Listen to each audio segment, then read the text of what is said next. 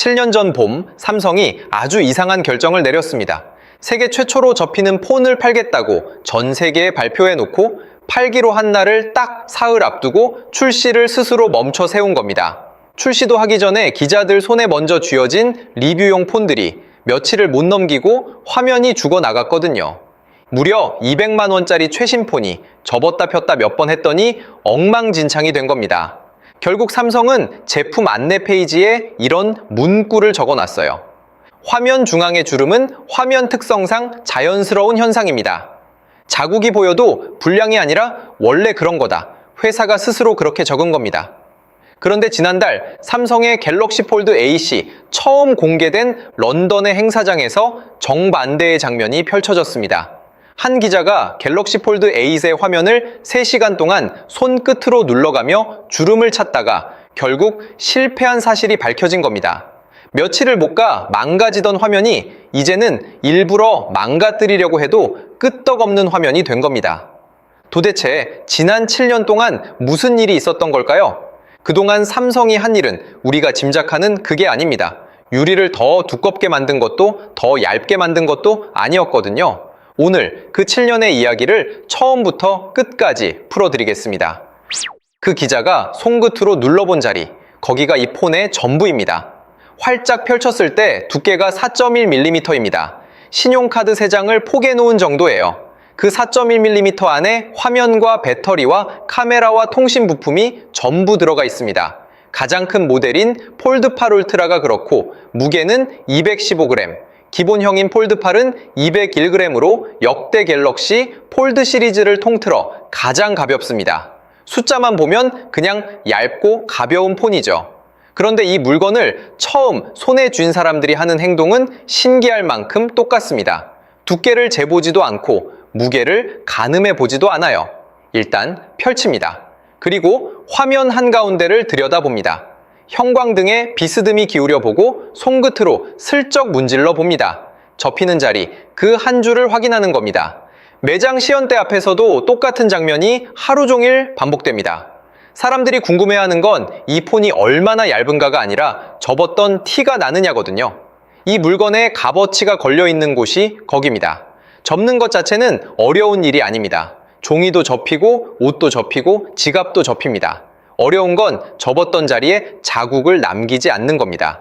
한 번 접고 마는 게 아니에요. 하루에 100번 접었다 편다고 치면 3년이면 10만 번이 넘습니다. 10만 번을 같은 자리에서 꺾이고도 그 자리가 처음 그대로여야 한다는 것. 이게 7년 동안 이 업계 전체를 붙잡고 있던 벽이었습니다. 그리고 이 벽은 잔인한 데가 있어요. 화면 한가운데에 희미한 띠 하나가 보이는 순간 200만 원짜리 폰이 갑자기 어설픈 물건처럼 보이거든요. 여기에 문제가 하나 더 붙습니다. 자국을 안 남기려면 화면이 얇아져야 하는데 얇아지면 이번엔 열이 갈 데가 없어져요. 폰 안쪽은 이미 부품으로 꽉 차 있습니다. 두꺼운 폰이라면 열을 넓게 퍼뜨려줄 부품을 넉넉히 넣을 수 있는데 반으로 접는 구조에서는 그 자리를 만들 방법이 없습니다. 게다가 접으면 뜨거운 면이 뜨거운 면을 마주 보게 되죠. 얇게 만들면 자국이 걸리고 자국을 잡으려 들면 열이 따라 붙는 물건. 이게 지금 우리가 별 생각 없이 접었다 폈다 하는 그 폰의 정체입니다. 그런데 이 물건 처음 내놨을 땐 팔지도 못했습니다. 2019년 2월이었습니다. 삼성이 접히는 화면을 단 폰을 세상에 공개합니다.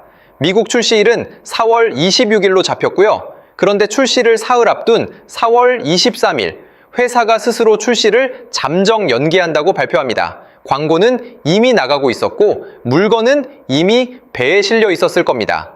전 세계에 날짜까지 못 박아 놓은 신제품을 사흘 전에 자기 손으로 세운 거예요. 문제는 리뷰용으로 먼저 나간 폰들이었습니다. 회사는 접히는 부분에 충격이 가해지거나 이물질이 들어가 화면이 손상되는 현상을 확인했다고 밝혔죠. 다시 매장에 물건이 깔린 건 그해 9월이었습니다. 약 4개월 반이 그냥 비었습니다. 그 사이에 회사가 한 일은 화면 위아래를 덮는 구조를 손보고 이물질이 들어갈 만한 틈을 막고 다시 접었다 폈다를 반복하는 것이었습니다. 지금 와서 보면 준비가 덜 됐던 것 아니냐고 말하기 쉽습니다. 그런데 그때 판을 놓고 보면 이야기가 좀 달라요. 2019년 그 시점에 접히는 화면을 단 스마트폰은 전 세계를 통틀어 3종류뿐이었습니다. 백길 선례도 참고할 매뉴얼도 몇 번 접으면 어디가 먼저 망가지는지 알려주는 데이터도 없었다는 뜻입니다. 망가지는 방식조차 처음 보는 방식이었던 거죠. 그렇게 내놓은 1세대의 가격이 $1980였습니다. 그 시절 웬만한 노트북 2대 값을 치르고 며칠을 못 버틸지도 모르는 화면을 사야 했던 겁니다. 2019년에 갤럭시 노트나 S10을 쓰고 계셨던 분들은 기억하실 거예요. 그때 그 폰들이 100만 원 안팎이었습니다. 접힌다는 이유 하나로 값이 2배가 됐던 거죠. 여기까지가 출발점입니다. 그리고 여기서 하나 짚고 갈 게 있어요. 삼성은 지금 유럽에서 1등입니다.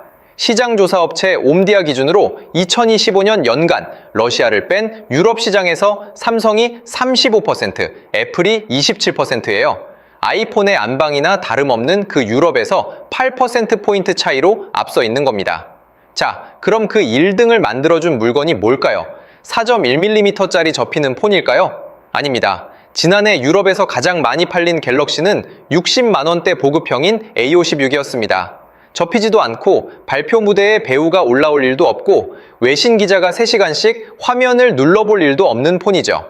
출근길 지하철에서 옆 사람이 들고 있는 딱 그 평범한 폰. 그 폰이 유럽 1등을 만들었습니다.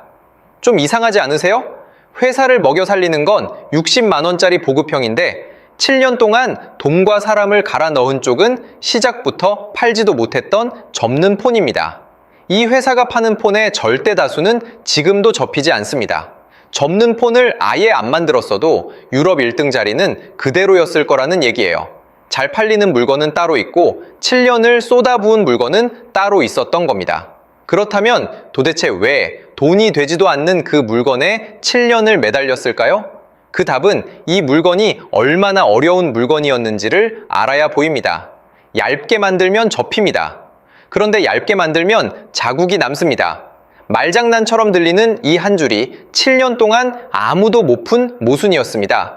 삼성만 못 푼 게 아니라 접히는 화면을 만들겠다고 덤빈 회사 전부가 여기서 걸렸어요. 왜 물리적으로 그렇게 될 수밖에 없는지 그 원리부터 보고 나면 이 이야기가 완전히 다르게 들리실 겁니다. 접히는 화면의 맨 위에는 유리가 있습니다. 플라스틱이 아니라 진짜 유리예요. 초박 막강화 유리라고 부르는데 두께가 대략 30 마이크로미터입니다. 일반 스마트폰 앞면을 덮고 있는 커버 유리가 0.5mm, 그러니까 500 마이크로미터쯤 되거든요. 대략 16분의 1입니다. 머리카락 한 올 굵기에 3분의 1 정도라고 보시면 돼요. 그런데 화면은 유리 한 장이 아닙니다. 맨 위에 그 얇은 유리가 있고 그 밑에 실제로 빛을 내는 LED 패널이 있고 또 그 아래에 충격을 받아주는 받침 소재가 깔립니다. 층과 층 사이는 접착층이 붙잡고 있고요. 접힌다는 건 이 여러 겹이 한 몸처럼 같이 접힌다는 뜻입니다. 한 겹만 삐끗해도 그 자리가 티가 납니다. 그럼 왜 이렇게까지 얇게 만들어야 하느냐? 이게 이 이야기의 출발점입니다. 문구점에서 파는 두꺼운 마분지를 하나 떠올려 보세요. 그걸 반으로 접으면 어떻게 되죠? 접히기는 하는데 접힌 선을 따라 겉면이 하얗게 일어납니다. 힘을 줘서 눌러도 그 흰 선은 안 없어져요. 그런데 같은 자리에서 얇은 복사용지를 접으면 사각하고 부드럽게 접힙니다. 같은 종인데 왜 다르냐? 바깥쪽 면이 늘어나야 하는 거리가 다르기 때문입니다. 두꺼우면 바깥면이 훨씬 많이 늘어나야 하고 그 힘을 못 견디면 찢어지거나 자국이 남습니다. 유리도 똑같습니다. 얇아지면 접히는 부위에 걸리는 힘 자체가 줄어드는 거예요. 이렇게 얇게 만들면 유리가 그리는 원의 반지름, 그러니까 곡률 반경이 1mm 안팎까지 내려갑니다. 볼펜 심 굵기만 한 원을 유리가 그리면서 접힌다는 뜻입니다. 종이접기처럼 각지게 꺾이는 게 아니라 아주 좁은 유자를 그리며 휘는 겁니다.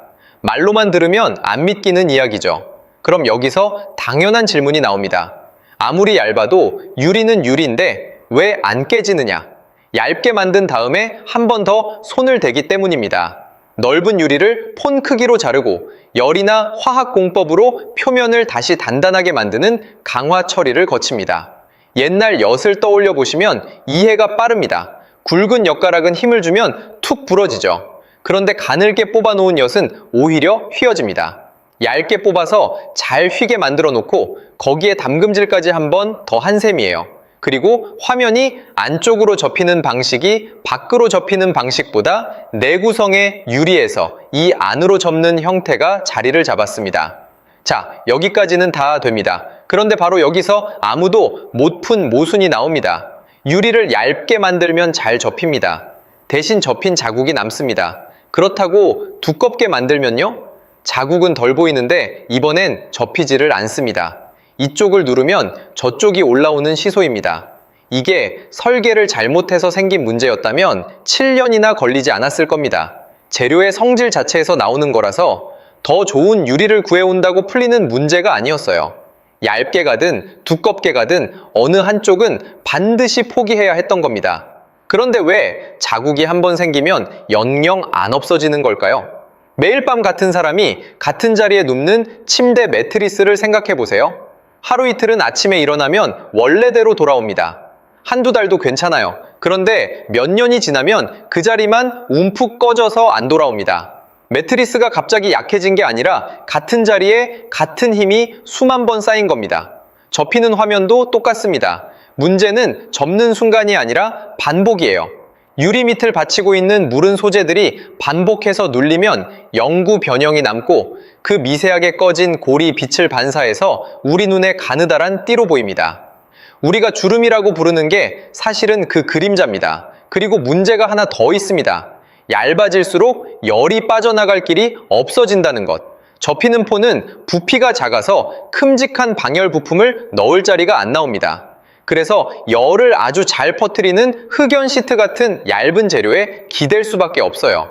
뜨거운 냄비를 맨손으로 잡으면 못 잡죠. 그런데 넓은 행주로 감싸주면 잡힙니다. 행주가 냄비의 열을 없애준 게 아닙니다. 닿는 면적을 넓혀서 한 점에 몰리던 뜨거움을 견딜만하게 흩어준 것뿐이에요. 접히는 폰 안에서 벌어지는 일이 딱 이겁니다. 그래서 열이 몰리기 시작하면 폰은 스스로 성능을 조금 낮춰서 온도를 버팁니다. 얇게 만든 값을 그런 식으로 치르는 거예요. 정리하면 이렇습니다. 얇으면 접히는데 자국이 남고 두꺼우면 자국은 없는데 안 접힌다. 7년 동안 이 시소를 벗어난 회사가 없었습니다. 그럼 이 시소를 도대체 어떻게 빠져나온 걸까요? 자, 여기서부터가 진짜입니다. 삼성이 택한 답은 유리를 건드리지 않는 거였습니다. 더 얇게 만들지도 더 두껍게 만들지도 않았어요. 유리는 그대로 두고 유리 밑을 받치는 소재를 바꿨습니다. 시소의 양쪽 끝을 왔다 갔다 하는 대신 시소가 놓인 바닥을 갈아 끼운 겁니다. 이번 제품에 들어간 게 플렉스 티타늄이라는 구조입니다. 화면 패널 바로 아래에 티타늄 합금으로 만든 얇은 막을 깔고 그걸 다시 티타늄판에 붙여서 층층이 쌓았습니다. 그동안 이 자리에는 폴리머 계열의 무른 필름이 들어갔었는데요. 그 필름과 비교했을 때 기계적 강성이 20배입니다. 20%가 아니라 20배예요. 같은 무게를 종이 한 장 위에 올리는 것과 얇은 철판 위에 올리는 것의 차이라고 보시면 됩니다. 아까 매트리스 이야기를 했었죠. 같은 자리에 수만 번 누우면 그 자리가 꺼진다고요? 그럼 어떻게 해야 안 꺼질까요?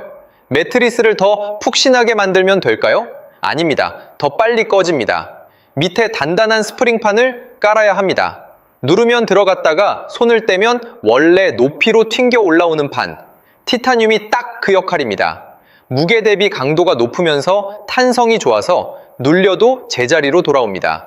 무르게 만들어서 접히게 하는 대신 단단한데도 돌아오는 소재를 밑에 받친 거예요. 물론 이 필름 한 장이 7년을 끝냈다고 말하면 그건 거짓말입니다. 화면을 접었다 펴는 경첩, 그러니까 힌지의 구조를 다시 짰고 접었을 때 붙는 자성도 손봤고 화면 자체가 당겨지는 장력까지 같이 맞췄습니다. 이 세 가지가 동시에 맞아떨어져야 나오는 결과였어요. 그래서 어떻게 됐느냐? 기억하시죠? 7년 전 그 안내 문구, 화면 중앙의 주름은 자연스러운 현상입니다. 이번 제품을 3시간 동안 써본 외신 더 버지의 기자가 뭐라고 썼었느냐면요. 화면 한가운데를 손끝으로 세게 눌러가면서 주름을 찾으려고 애를 썼는데 아주 미세하게만 느껴졌다고 했습니다. 평소처럼 보거나 손가락으로 밀어서 넘길 때는 거의 느낄 수가 없었다고요. 찾으려고 애를 썼는데 못 찾았다는 겁니다. 7년 전에는 회사가 먼저 나서서 자국이 보이는 건 원래 그런 거라고 안내를 했습니다. 지금은 남이 작정하고 3시간을 눌러도 안 보인다고 씁니다. 그 사이가 딱 7년입니다. 그러면서 물건은 오히려 가벼워졌습니다. 폴드웨이트가 201g, 폴드웨이트 울트라가 펼쳤을 때 4.1mm에 215g, 화면 밝기는 최대 3000니트까지 올라갔는데 전작보다 약 15% 밝아진 수치입니다. 보통 튼튼하게 만들면 무거워지고 두꺼워지죠. 그 반대로 간 겁니다. 넓어진 화면이 무엇을 하느냐도 달라졌습니다. 화면 비율을 4:3으로 잡았는데 여기엔 아주 실용적인 이유가 있어요. 영상을 볼 때 위아래 검은 여백을 줄여주거든요. 그리고 나우 넛지라는 기능이 붙었습니다. 대화를 하다가 약속 이야기가 나오면 일정을 등록할지 먼저 물어보고 장소 이야기가 나오면 저장할지 먼저 제안합니다.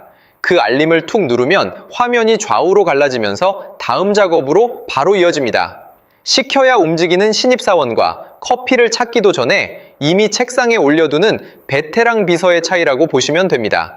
화면에 지금 뭐가 떠 있는지를 읽어서 배달, 예약, 쇼핑, 일정 관리까지 40여 개 앱을 연결하고 실행합니다. 이건 갤럭시 AI에 구글의 제미나이가 얹혀서 돌아가는 구조고요. 지난달 런던 무대에서는 스파이더맨 시리즈에서 네드 역을 맡았던 배우가 올라와 이 폰을 직접 시연했습니다. 영화 설정을 딴 추적 앱을 띄운 채로 파령 화면에 지도와 정보를 동시에 펼쳐 보였죠. 그리고 가격입니다. 2019년 팔지도 못하고 물러섰던 그 1세대가 $1980였습니다. 7년이 지난 이번 폴드8는 $1899부터 시작합니다. 세계 최초라는 이름값이 사라지고 물건만 남은 겁니다. 다만 여기서 김칫국은 한번 끊고 가겠습니다. 주름을 지운 게 삼성 혼자가 아닙니다. 중국 오포도 액체를 3차원으로 뽑아내는 방식으로 힌지를 만들어서 파인드 N6에서 접힌 자국을 잡았어요. 지금은 업계 전체가 주름 없는 화면을 놓고 붙는 국면이지 한 회사가 독주하는 판이 아닙니다. 게다가 이 플렉스 티타늄 폴드8와 폴드8 울트라만 들어갔습니다. 위아래로 접는 플립8는 빠졌어요. 패널 구조가 달라서 설계와 검증을 따로 해야 하고 새 적층 구조는 양산 수율이 늘 변수거든요. 다 푼 게 아니라 비싼 모델부터 푼 겁니다. 7년이 걸려서 여기까지 왔습니다. 그런데 여기서 이야기가 끝났다면 이건 그냥 잘 만든 폰 이야기로 정리됐을 겁니다. 진짜 이야기는 지금부터거든요. 그런데 이 물건 만들면 만들수록 회사가 돈을 잃고 있었습니다. 2026년 2분기 삼성전자 전체 영업이익의 99.7%를 반도체 한 부문이 냈습니다. 회사의 사업부가 그렇게 많을 텐데 이익의 99.7%가 한 곳에서 나온 겁니다. 같은 분기에 이 폰을 만드는 모바일 부문은 7천억을 잃었습니다. 사상 처음입니다. 분기마다 몇 조씩 벌던 부문이 처음으로 마이너스를 찍은 겁니다. 그런데 폰이 안 팔려서가 아니에요. 매출은 오히려 늘었습니다. 많이 팔고도 손해를 본 겁니다. 이유는 폰 안에 들어가는 메모리 값이었습니다. 1년 만에 4.6배로 뛰었거든요. 그리고 회사는 그 오른 값을 소비자 가격에 그대로 얹지 않기로 했습니다. 그 차액을 회사가 대신 냈다는 뜻입니다. 우리 동네로 옮겨보면 이런 상황이에요. 우리 집이 정미소도 하고 밥집도 합니다. 그런데 쌀값이 폭등해서 정미소가 대박이 났어요. 장부만 보면 집안 형편은 최고입니다. 그런데 그 쌀로 밥을 짓는 우리 집 식당은 밥값을 4배로 못 올립니다. 손님이 다 떠날 테니까요. 그래서 식당이 그 차액을 떠안고 적자를 냅니다. 그럼 같은 집안이니까 쌀을 좀 싸게 받으면 되지 않냐고요. 그게 안 됩니다. 그룹 안에 반도체도 있고 디스플레이도 있지만 계열사끼리도 독립 경영 원칙에 따라 값을 치릅니다. 특별 할인 같은 건 없어요. 원가 압박을 그대로 다 맞고 서 있는 구조인 겁니다. 여기에 한 분기 연구개발비가 16조 원, 역대 최대입니다. 석 달 동안 16조 원이면 하루에 1,700억 원이 넘게 나갔다는 계산이 나옵니다. 버는 쪽이 아니라 쓰는 쪽에서 신기록이 나온 분기였어요. 런던 무대에서 7년을 말한 지 8일 뒤에 나온 성적표였습니다. 그런데 말입니다. 같은 분기에 정반대 방향으로 움직인 숫자가 하나 있습니다. 폴더블 화면을 만드는 삼성 디스플레이의 전 세계 폴더블 패널 점유율이 2025년 1분기 15%에서 2026년 1분기 22%로 올랐습니다. 7%포인트 상승, 출하량은 37% 늘었고요. 같은 기간에 1위였던 중국 BOE는 52%에서 45%로 7%포인트 내려갔습니다. 출하량은 19% 줄었어요. 비전옥스는 21%, TCL, CSOT는 15% 감소했습니다. 시장 전체가 뒷걸음질을 친 구간이었는데 주요 업체 가운데 뚜렷하게 늘어난 곳은 한 곳뿐이었습니다. 완제품이 7천억을 잃은 바로 그 분기에 화면은 점유율을 7%포인트 올렸습니다. 그리고 이 화면을 사가는 곳이 삼성전자만이 아닙니다. 오포, 비보 같은 중국 회사들의 물량까지 삼성 디스플레이가 가져갔습니다. 생각해보면 당연한 이야기예요. 접히는 폰을 만들겠다고 마음먹은 회사는 접히는 화면을 어디선가 사와야 합니다. 그런데 이 화면은 아무나 못 만듭니다. 30 마이크로미터짜리 유리를 깨뜨리지 않고 자르고 강화하고 밑에 뭘 받쳐야 자국이 안 남는지를 수십만 번 접어보면서 알아낸 곳이 몇 군데 없거든요. 경쟁사 입장에서는 제일 어려운 부품을 경쟁사한테 사와야 하는 상황인 겁니다. 업계에서는 접히는 아이폰이 나온다면 그 패널도 여기서 조달할 거라는 관측이 나오는데 이건 어디까지나 전원입니다. 여기서 끝이 아닙니다. 안으로 접는 북 형태, 그러니까 펼치면 태블릿처럼 되는 그 형태가 2026년 폴더블의 주류로 자리 잡는 중입니다. 2025년까지만 해도 위아래로 접는 조개 껍데기 형태와 비슷한 비중이었는데 그쪽이 줄어드는 국면이에요. 2019년에 팔지도 못하고 물러섰던 그 형태가 지금 시장의 기본형이 된 겁니다. 7년 동안 남들이 안 간 길을 밀어붙인 쪽이 규격을 먼저 쓴 셈이죠. 2026년 전 세계 폴더블 출하량은 21% 늘어날 거라는 전망이 나와 있고 시장 규모는 1.2배로 커질 거라는 관측이 있습니다. 폴더블 패널 시장만 따로 보면 약 2,750만 대, 24% 성장 전망이고요. 정리해보면 좀 소름이 돋지 않으세요? 7년이 만든 건 폰이 아니었습니다. 폰을 팔아서는 사상 첫 적자를 냈는데 그 폰을 만드느라 쌓아 올린 화면 기술이 시장의 규격이 되고 경쟁사 폰 안에까지 들어가고 있는 겁니다. 7년 전 그 4개월 반의 공백, 부서진 리뷰용 폰들 못 팔고 물러섰던 그 시간이 여기로 연결됩니다. 앞에서 그 물건에 왜 7년을 매달렸느냐고 물었었죠? 답이 여기 있었습니다. 자, 그럼 지금 우리는 어디쯤 서 있는 걸까요? 여기서는 좀 냉정해질 필요가 있습니다. 전 세계 폴더블 시장에서 삼성의 점유율은 2025년 기준 40%였습니다. 화웨이가 30%, 모토로라가 12%, 아너가 7%였고요. 그런데 2026년 전망치를 보면 삼성 32%, 애플 28%, 화웨이 23%입니다. 40%가 32%로 깎이는 그림이에요. 7년을 들여서 주름을 지운 해 점유율은 오히려 8%포인트가 빠질 거라는 전망이 나와 있는 겁니다. 유럽도 마찬가지입니다. 앞에서 러시아를 뺀 유럽에서 삼성 35%, 애플 27%라고 말씀드렸죠. 그런데 카운터포인트 기준 2026년 1분기를 보면 삼성 30%, 애플 30%입니다. 동률이에요. 삼성은 33%에서 30%로 내려왔고 애플은 26%에서 30%로 올라왔습니다.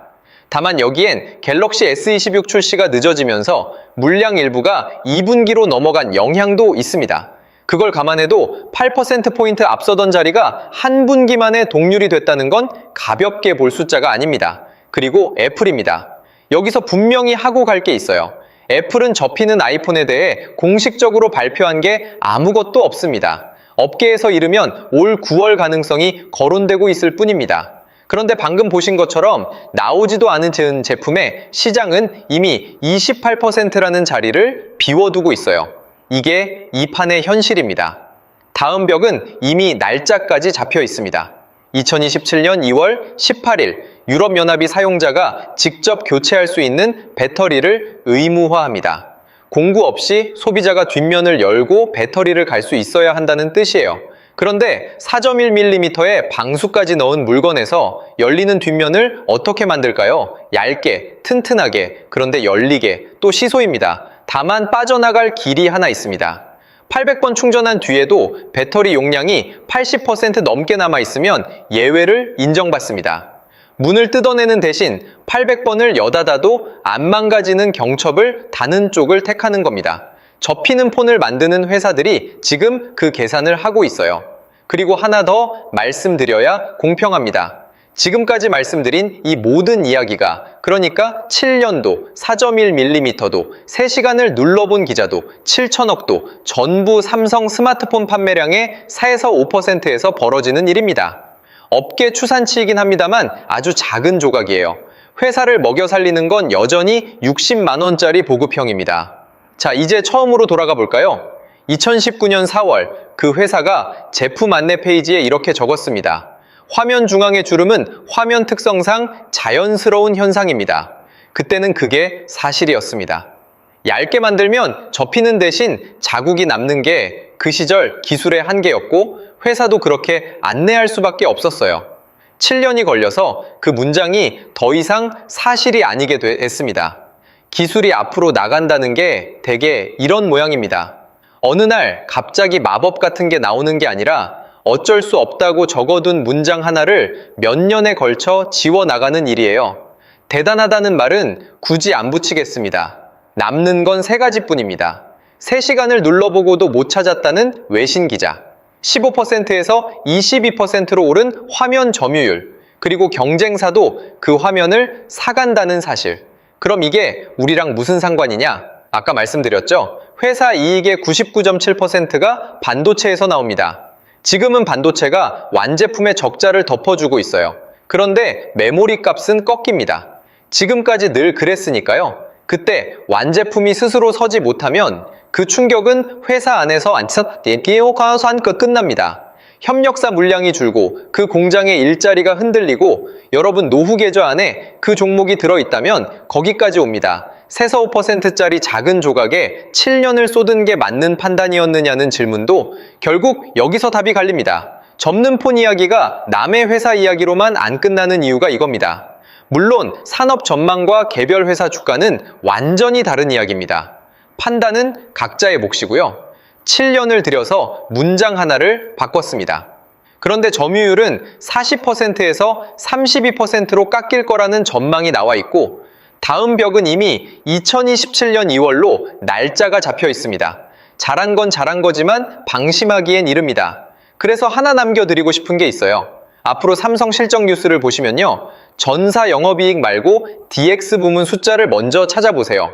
반도체를 걷어낸 그 자리에 회사가 진짜 어떤 상태인지가 들어있습니다. 긴 이야기 끝까지 함께 해주셔서 진심으로 감사합니다. 이런 이야기가 괜찮으셨다면 구독 한번 눌러주시면 큰 힘이 됩니다. 여러분은 어떠세요? 접히는 폰 한 번쯤 써보고 싶으신가요? 아니면 아직은 굳이 싶으신가요? 댓글로 편하게 남겨주세요.